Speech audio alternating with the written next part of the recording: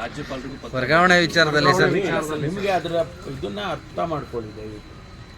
ಈಗಾಗಲೇ ನಾನು ಅವರ ರೆಪ್ರೆಸೆಂಟೇಷನನ್ನು ಪರಿಗಣಿಸಿ ಸುಮಾರು 90ಕ್ಕೂ ಹೆಚ್ಚು ಜನರಿಗೆ ನಾವು ಅವಕಾಶ ಮಾಡಿಕೊಟ್ಟಿದ್ದೇವೆ. ಒಂದೊಂದು ಕೇಸನ್ನು ನಾವು ಪರಿಶೀಲನೆ ಮಾಡ್ತೀವಿ. ಪತಿ ಪತ್ನಿ ಪ್ರಕರಣ ಅಂದರೆ ಗಂಡ ಹೆಂಡತಿ ಇಬ್ಬರೂ ಕೂಡ ಸರ್ವಿಸ್ನಲ್ಲಿದ್ದು ಸರ್ವಿಸ್ನಲ್ಲಿ ಒಂದೇ ಊರಿನಲ್ಲಿ ಆಗಬೇಕು ಅಂತ ಹೇಳಿ ಕಾನೂನಲ್ಲಿ ಮಾಡಿದ್ದೀವಿ. ಅದನ್ನು ಸುಲಭನಾಗಿ ಮಾಡ್ತೀವಿ. ಅವ್ರು ಕೇಳ್ತಕ್ಕಂಥದ್ದು ಅದಲ್ಲ. ಅವರು ತಂದೆ ತಾಯಿಗಳು ವೃದ್ಧರಿದ್ದಾರೆ, ನಾವು ಬೆಂಗಳೂರಲ್ಲೇ 15 ವರ್ಷ ಇದ್ದೀವಿ, 20 ವರ್ಷ ಇದ್ದೀವಿ, ನಮ್ಮನ್ನು ಅಲ್ಲಿಗೆ ಟ್ರಾನ್ಸ್ಫರ್ಸ್ ಮಾಡಿಸ್ಕೊಡಿ, ನಮ್ಮ ತಂದೆ ನಮ್ಮ ಕುಟುಂಬದ ಜೊತೆ ಇರ್ತೀವಿ, ನಮ್ಮ ಪತ್ನಿ ಜೊತೆ ಇರ್ತೀವಿ, ಮಕ್ಕಳ ಜೊತೆ ಇರ್ತೀವಿ ಅಂತ ಹೇಳಿ ಆ ಥರದ ಕೇಸ್ಗಳು ಜಾಸ್ತಿ ಇದೆ.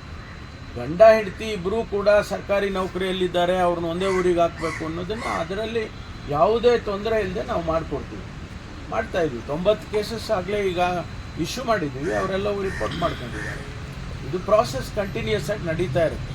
ಅದು ಕೆಲವರಿಗೆ ಆಗುತ್ತೆ, ಕೆಲವರಿಗೆ ಆಗೋದಿಲ್ಲ. ಅಂಥ ಸಂದರ್ಭದಲ್ಲಿ ಸ್ವಾಭಾವಿಕವಾಗಿ ಅವರು ಕಂಪ್ಲೇಂಟ್ ಮಾಡ್ತಾನೆ ಇರ್ತಾರೆ.